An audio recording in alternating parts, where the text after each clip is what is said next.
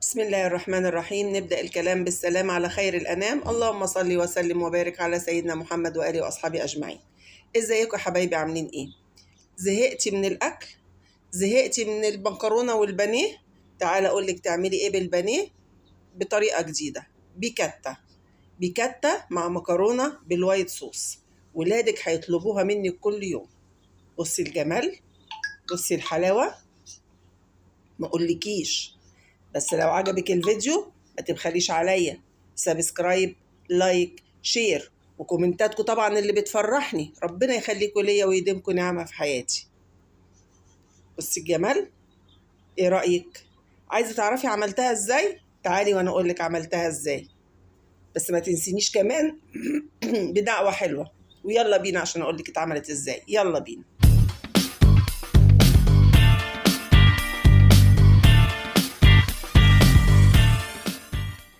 نبدأ بسم الله. كلنا عارفين ان انا بجيب الفراخ، بعمل انا البانيه بتاعها في البيت. يعني انا بجيب الفرخه وباخد صدورها، بعمل انا البانيه بتاعها في البيت. لو عايزه تعرفي ازاي، انا عملت بيها فيديو قبل كده، هسيبهولك في صندوق الوصف وهيظهر معاكي في حرف الايفون. بحب اقطعه تخين كده. انت حابه تعملي بانيه رقيق براحتك، تمام. وبتبله ببصل، ملح، فلفل اسمر، بشرة جوزة الطيب. مش حابه جوزة الطيب ما تحطيش، ممكن تحطي بهارات فراخ. وبتسيبيها قيمة ساعتين ولا حاجة، أو تبيتيها من قبلها بيوم. ومن غير بيض، من غير دقيق، من غير سوري معلش، من غير بيض، من غير بقسماط. بتبدريها في الدقيق. دقيق بس. دقيق بس يا ماما نانا. يا حبيبتي، دقيق بس، بدون بيض، بدون بقسماط. وتبدريها كده كلها في الدقيق. هتبقى بالطريقة دي كده. هكمل كده الكمية بتاعتي كلها وهرجع لك تاني. ده الوok بتاعي، ووك او حله، المهم ما تكونش قلايه عشان انا عايزه حاجه غويطه. وهنزل فيها بمعلقه سمنه كبيره، طبعا سمنه بلدي يا محلاها. مش حابه سمنه بلدي، حطي السمنه اللي انت عايزاها. حابه تحطي سمنه على زيت، تمام، بس زيت بس لا، ما ينفعش. لازم يبقى فيه سمنه. اسخن السمنه حلو كده، وانزل بالبانيه بتاعي اللي انا بدرته بالدقيق بالطريقه دي كده.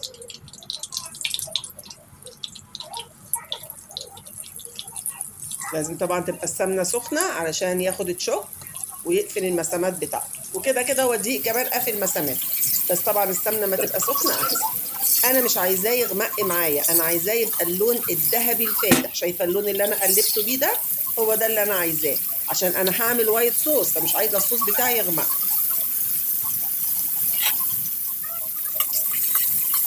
هو اللون ده كده اللي انا حباه.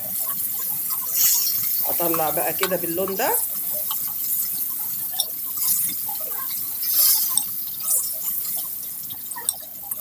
وهقل انا بقى بقيه الكميه وهرجع لك تاني ونشوف هنعمل ايه.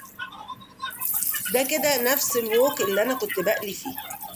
لقيتي السمنه كفايه، تمام. لقيتيها عايزه حته سمنه، حطي حته سمنه وانزلي عليها ببصلايه متخرطه، بصلايه وسط متخرطه. مش عايزه برضو البصلايه تغمق، عايزاها يا دوبك تبقى شفافه. وده مشروم فريش مقطعاه. حابه تحطي مشروم علب براحتك برضو، مفيش اي مشكله، ما تقفيش على حاجه.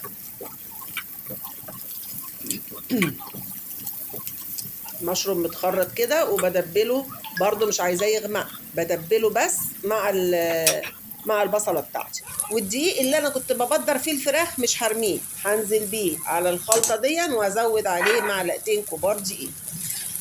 وبرضو هشوحه، برضو مش عايزه الدقيق يغمق. انا باكد عليكم كل شويه اني مش عايزه اي حاجه معايا تغمق في التشويحه دي عشان ما تغمقليش الصوص بتاعي.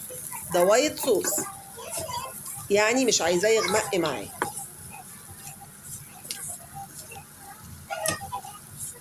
اشوح كده.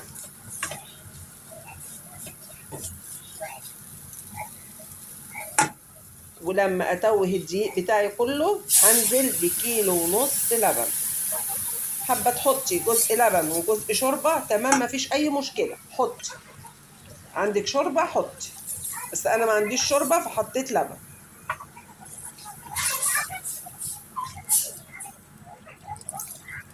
كيلو ونص لبن.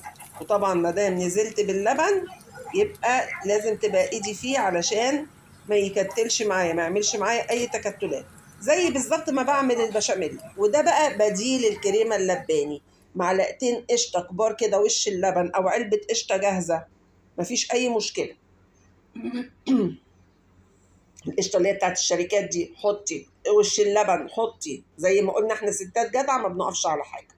وده مكعب مرقه هفركه واحطه فيها. ما بحبش احط المرقه كده صفيحه، بحب افركها كده وانزل بيها.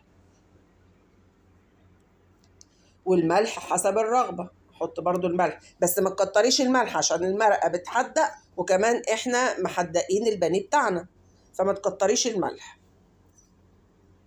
وشويه فلفل اسمر. لو انت عندك فلفل ابيض يكون احلى طبعا، بس انا ما كانش عندي فلفل ابيض فحطيت فلفل اسمر. زي ما قلنا احنا ما بنقفش على حاجه.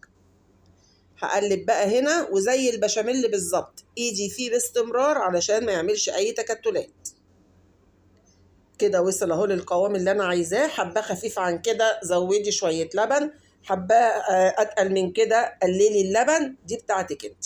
وهنزل بقى بالبانيه اللي انا شوحته. بس ما انزلش بيه مره واحده، انزل بيه قطعه قطعه كده متفرطين، علشان مش عايزاه يتكتل كله مع بعضه، عايزه اوزعه كده في الوك بتاعي كله او في الحله كلها. زي ما قلنا يا وك يا حله، ما ينفعش قلايه. انا عايزه حاجه غويطه، معلش اعذروني. لسه البرد مش عايز يروح مني، مش عارفه ليه. ده بقى حله معايا. طبعا انا سلقه مكرونه، المكرونه اللي انت حباها. انا ما حبيتش اسلق معاكم المكرونه، ما كلنا شاطرين وعارفين بنسلق المكرونه ازاي. مكرونه شرايط، مكرونه سباكيتي، مكرونه فرن، براحتك. انا عامله مكرونه فرن اللي هي الاقلام بتاعت الصينيه. ودي معلقه سمنه كبيره كده حلوه، اسخنها وانزل على المكرونه، انزل عليها بالمكرونه. طب ده ليه؟ اولا بسخن بيها المكرونه، ثانيا بفلفل بيها المكرونه، وطبعا السمنه البلدي بتدي معايا طعم حلو جدا للاكل. المكرونه لما بتبقى مسلوقه لو ما تشوحتش كده في حبه السمنه دول بتبقى كتل كده مع بعض. وهنا هنغرف بقى اهي المكرونه بتاعتي، واحط عليها الصوص بقطع البانيه بالمشروم، وكلي وادعيلي. بس ما تنسينيش بالدعوه الحلوه، لو نسيتيني انا هزعل. ولغايه دلوقتي لسه ما حطيتيش، ما عملتيش اشتراك وما عملتيش اللايك، اخص عليكي، لا كده انا هزعل. هتزعلي ماما نانا؟